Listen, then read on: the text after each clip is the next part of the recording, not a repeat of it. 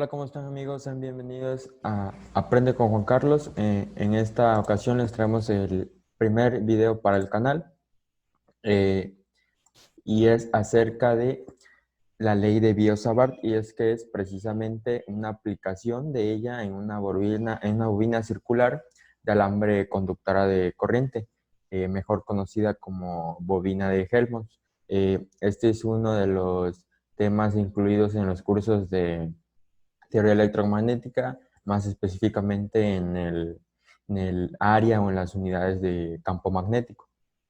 Eh, Vamos a tratar de explicarlo bien para que quede bien claro y comencemos con el video. Ok, vamos a iniciar con una breve explicación de lo que es la ley de Biot-Savart y lo que es las bobinas de Helmholtz para ya pasar a la parte de la aplicación.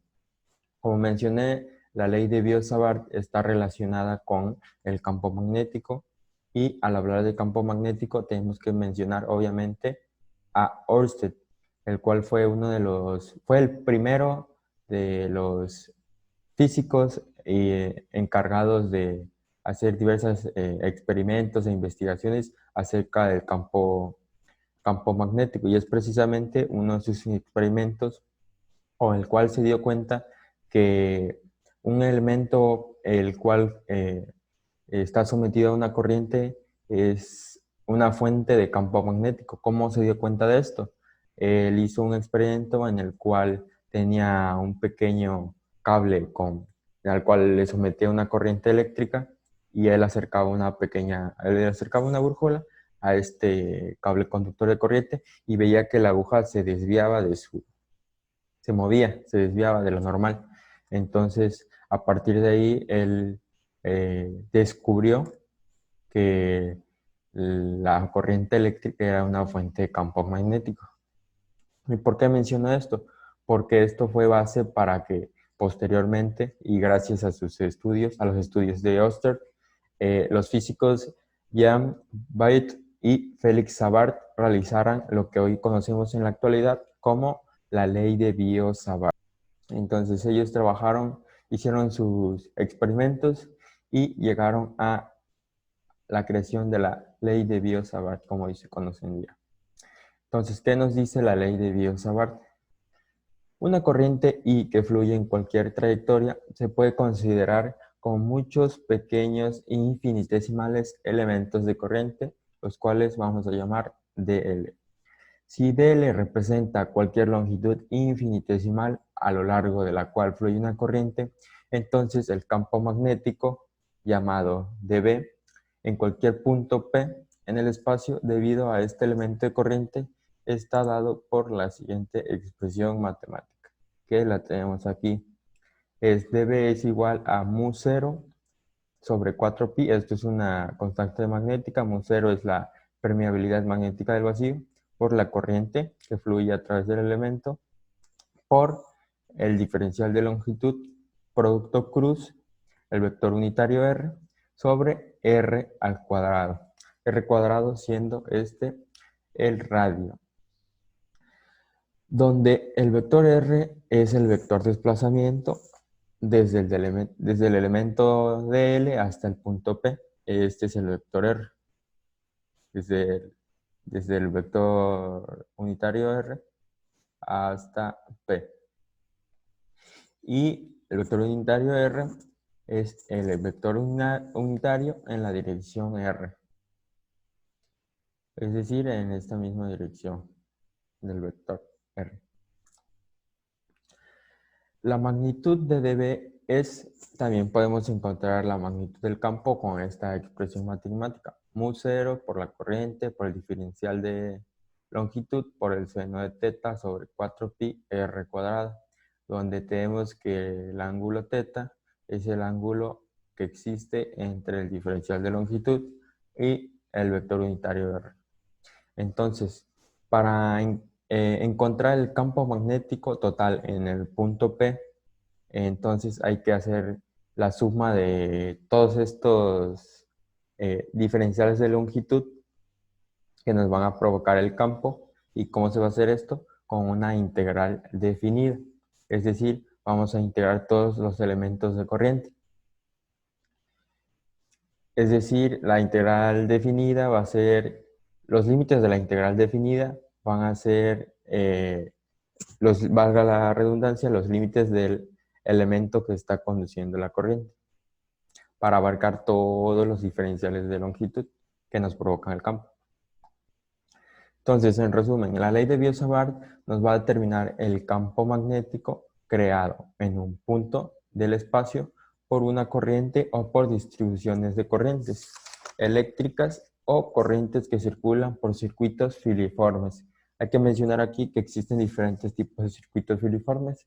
Están para alambres rectos y largos, para espiras circulares, que en este caso es la que estoy presentando, espira circular como bobina de Helmholtz, o espira circular como solenoide. Entonces, las bobinas de Helmholtz, ¿qué son? Estas son útiles para concebir campo magnético bastante uniforme sobre un eje común. Se usan un par de bobinas con corrientes iguales a las que están sometidas a una corriente igual, fluyendo en el mismo sentido. Para un radio de cada bobina se puede calcular la separación necesaria para conseguir el más uniforme campo central. Y hay que mencionar aquí que la separación entre ellas va a ser igual al radio de las bobinas. Bueno, una vez he explicado los conceptos de ley de Biot-Savart y bobinas de Helmholtz, vamos a proceder con la aplicación a una espira circular. El campo magnético generado por una espira circular en un punto de su eje axial. Eso es lo que queremos, lo que vamos a calcular para las espiras circulares, para ese preciso caso. Vamos a calcular el campo magnético en un punto cualquiera de nuestro eje axial, en este caso el eje X. Nos dice, al circular una corriente en una espira circular, se genera alrededor de esta un campo magnético. Es decir, si sometemos a esta espira a una corriente, esta nos va a estar generando un campo magnético aquí alrededor. Y vamos a calcular el campo magnético generado en cualquier punto de su eje axial de una espira de radio A. Como lo dije, vamos a calcular el campo en el eje axial. Primeramente, el primer paso para calcular el campo es establecer un diferencial de longitud, que recordemos que es una parte infinitesimal de toda esa espiral circular. Entonces, aquí viene marcado como ds, pero es lo mismo que dl. Entonces, tenemos marcado el diferencial de longitud, y el segundo paso es establecer un punto P hipotético en el eje axial. En este punto se va a analizar la contribución de cada pequeño elemento de corriente ds. Es decir, a partir del diferencial de longitud, este nos va a producir un campo magnético en este punto. Pero recordemos que como el ds es una parte infinitesimal de longitud de toda esa espira, pues será la contribución de todos los ds, que recordemos son muy pequeñitos. Por ejemplo, aquí hay otro ds, aquí. Analizando la ecuación de Biot-Savart, tendríamos que ubicar el vector unitario R, es decir, vamos a analizar los elementos que tenemos dentro de la ecuación de Biot-Savart para poderlo sustituir en ella. Entonces, hay que ubicar el vector unitario R, que va a ser del punto P al diferencial de longitud. Este va a ser nuestro vector unitario R, como lo vemos aquí. Pero hay que mencionar que el vector unitario R va a cambiar de posición conforme al elemento de la espiral circular. Por lo tanto, el vector R va a depender de la posición del elemento ds. Como vemos aquí, nosotros teníamos en un principio este diferencial de longitud, pero recordemos que vamos a analizar la interacción de muchos diferenciales de longitud y el vector R no va a ser igual. Entonces va a depender de la posición del diferencial de longitud. Entonces, para establecer las coordenadas del vector unitario R, porque no simplemente podemos tomar el primer vector unitario R que elijamos. Por ejemplo, aquí de S a P y ya tomemos ese vector unitario R. No, eso no lo podemos hacer, sino que vamos a hacer lo siguiente. Nos vamos a apoyar de la resta de los vectores llamados o asignados R1 y R2, los cuales vamos a describir a continuación. Teníamos en un principio que nuestro vector R era del punto P al diferencial de longitud, pero vamos a asignar a otros dos vectores. Al vector 1 lo vamos a asignar del punto P al origen, al centro de coordenadas o al origen, y el vector R2 del origen al diferencial de longitud. Entonces, el vector R va a estar formado por una resta de vectores. Y en la fórmula, el vector R nos los pide como unitario. Entonces, y aquí no lo tenemos unitario aún. Entonces, ¿qué es lo que tenemos que hacer? Dividirlo entre el módulo de dicho vector R. Entonces, el vector R1 va desde el origen de coordenadas hasta el punto P y solo tiene componentes X, solo tiene componente en X. Es decir, aquí lo vemos, aquí está el vector 1, solo va a tener componente en X. Por lo tanto, va a ser la magnitud del vector en la dirección Y. Para el caso del vector R2, vamos a analizar la circunferencia de la espira circular, trasladándola a un plano YZ, donde está contenida. Veremos que el eje de las Z nos va a quedar como si fuera el de las X, las y hacia nosotros el de las X. Entonces, aquí tenemos a nuestro vector R2 y a su diferencial de longitud. Entonces, vamos a hacer lo siguiente. Vamos a establecer el ángulo entre el eje Z y el vector R2. No sé si recuerden la descomposición de vectores con las ecuaciones de transformación, que era A coseno de teta en el eje X y A seno de teta en el eje Y. Exactamente igual aquí.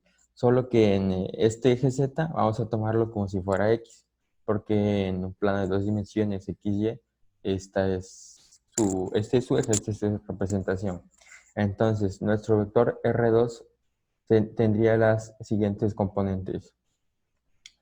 A por el coseno de teta en la dirección K, que sería este. Recordemos que este lo vamos a tomar como X, más A seno de teta en la dirección J. Es decir, como si estuviéramos haciendo esto, descomponiendo los vectores aquí y aquí. Entonces, una vez con las componentes del vector R2 y R1, pues vamos a proceder a hacer la resta. Y nos quedaría lo siguiente. B en la dirección Y menos A coseno de teta en la dirección K menos A seno de teta en la dirección J. Es importante mencionar aquí que en la ecuación de Biot-Savart el vector R es un vector unitario, por lo tanto hay que hacerlo unitario. Entonces recordemos, simplemente hay que dividirlo entre el módulo. ¿Y cómo vamos a encontrar el módulo? Simplemente va a ser la raíz cuadrada de la suma de los componentes al cuadrado, como vemos aquí.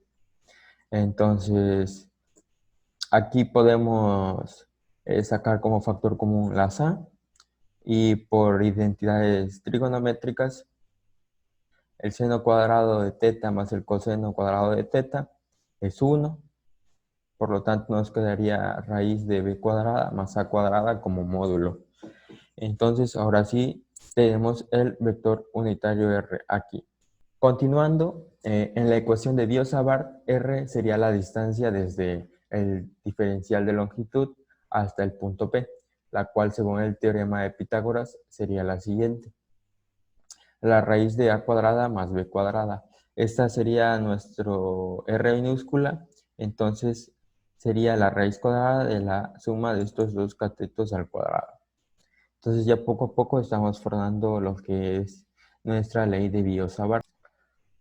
Siguiendo, vamos a establecer las coordenadas del vector ds, para lo cual vamos a trasladar al origen para facilitar los cálculos, recordando que el diferencial de longitud y el vector R2 son perpendiculares y por propiedades de los ángulos tendríamos lo siguiente. Entonces vamos a trasladar el vector ds al origen y por propiedades de ángulos vamos a tener que este ángulo va a ser igual a este. Entonces no va a existir ninguna alteración.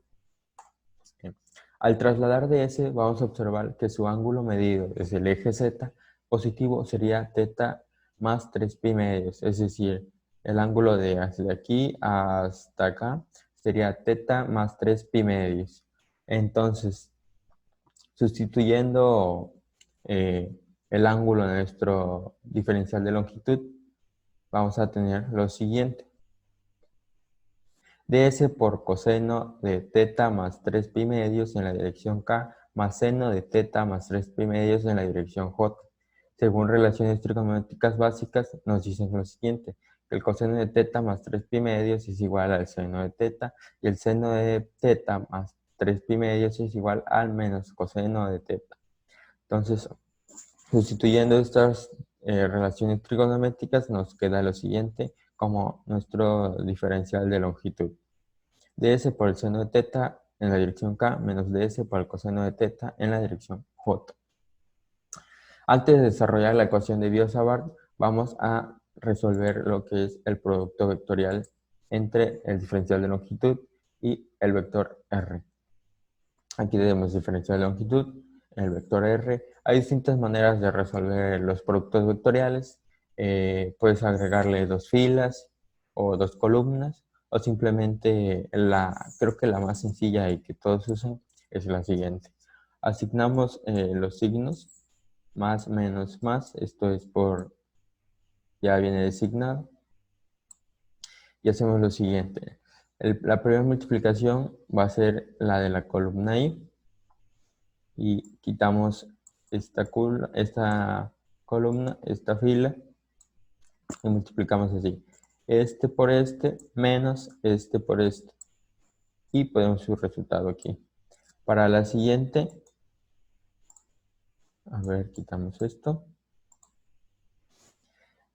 En la componente J quitamos esta columna, esta fila, y multiplicamos así. Este por este menos este por este.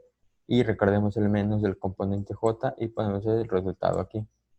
Y ya para finalizar la componente en K, quitamos la fila, quitamos la columna y este por este y este por este. Y ponemos el resultado aquí. Obviamente considerando que este procedimiento es para considerando no agregarle estas filas y columnas. Entonces, así nos quedaría el producto vectorial que tenemos representado aquí. Aquí tenemos el resultado del producto vectorial. Tenemos componentes en I, J y K. Tenemos lo que es nuestra instancia, que es la raíz de a cuadrada más b cuadrada. Entonces ahora sí podemos meter nuestros valores a la ecuación de Biot-Savart. Recordemos la parte constante, la sacamos de la integral. Tenemos arriba el producto vectorial. Tenemos abajo el radio al cuadrado, la distancia al cuadrado. Podemos sacar la parte de denominadores como constante. Este cuadrado con esta raíz se va. Y esto aún podemos hacerle más cambios. Esta parte podemos sacarla como constante fuera de la integral.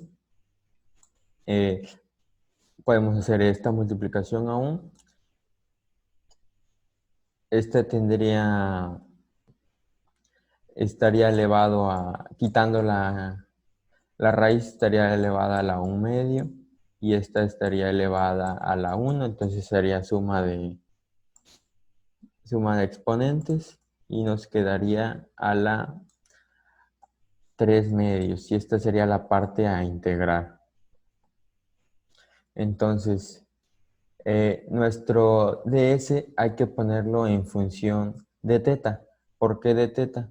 Porque de teta nos va a barrer o recorrer todos los puntos de esa espiral circular.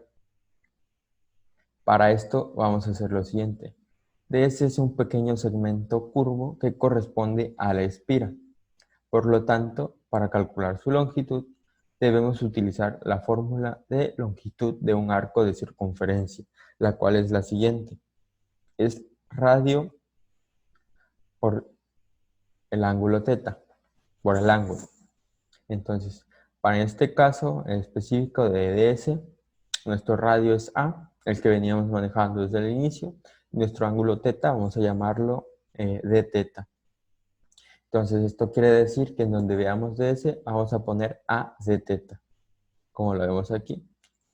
Aquí lo sustituimos, hacemos algunas operaciones y esta sería la parte integral. La integral queda en función del ángulo teta, ahora sí. Entonces, nuestros límites de integración serían de 0 a 2pi para tomar en cuenta todos los elementos de la circunferencia. Recordando que una circunferencia tiene 2pi en ángulos radianes. Entonces, nuestra integral definida es 0 a 2pi de las tres componentes. Si ustedes quieren, pueden realizar pueden hacer estas dos integrales. El resultado va a ser 0.